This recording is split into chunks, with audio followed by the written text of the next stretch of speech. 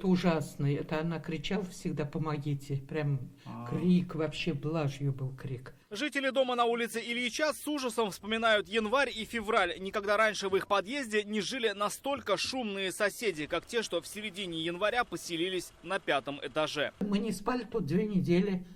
Был караул, это что-то. Она кричала, орала всю дорогу. Это... Ну, напугана была? Да, у нее глаза такие. Как будто летала по стенам. Я говорю, он что с тобой делает? Соседи говорят, что крики, которые доносились из этой квартиры, уже успели стать обыденностью. Слишком уж часто они звучали, но привыкать к такому не хотелось. Поэтому соседи снова и снова вызывали полицию, но ситуация повторялась и повторялась. Точку поставила прошлая среда, когда средь белого дня глава семьи, как утверждают очевидцы, в неадекватном состоянии сначала грозился, потом выбросил из окна своего годовалого ребенка. Он кричал в окошко, что горит. Я говорю, у тебя ничего не горит. Я говорю, у тебя ничего не горит. Все нормально, я говорю, успокойся. На счастье, рядом находился Альберт Бикмуллин. Он и поймал девочку, у нее ушиб головного мозга. Мы узнали об этой семье буквально в день произошедшего ЧП.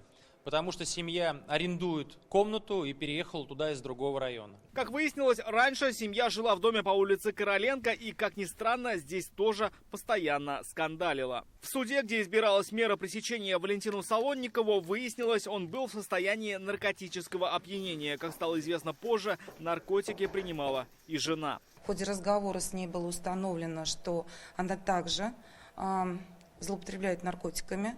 Более того, она определенное время стояла на учете в наркодиспансере, и поэтому было принято решение ее также направить на обследование, и у нее были обнаружены остатки наркотических средств. Органы социальной защиты намерены ограничить или лишить родительских прав обоих родителей. Сейчас они готовят иск, однако возникают вопросы ко всем надзорным ведомствам. Новорожденный мальчик должен был наблюдаться на дому педиатром, и врачи могли знать о ситуации в семье. По словам очевидцев, полицию к семье вызывали не раз, но знали ли об этом в органах опеки? На все это предстоит ответить следствию. Лишение родительских прав – это крайняя мера воздействия, и в Татарстане мы делаем все для того, чтобы максимально сохранить кровную семью. Но только если будет доказано, что мама содействовала тому, чтобы было такое отношение к ребенку, то здесь, конечно, стоит вести речь о лишении родительских прав, но еще раз напомним, что это решение принимает исключительно суд.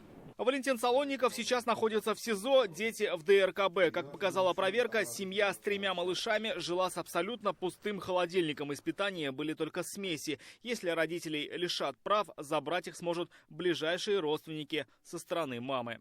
Рамиль Шайдуллин, Адельмин Дубаев, Рамзиль Гарипов, ТНВ, Казань.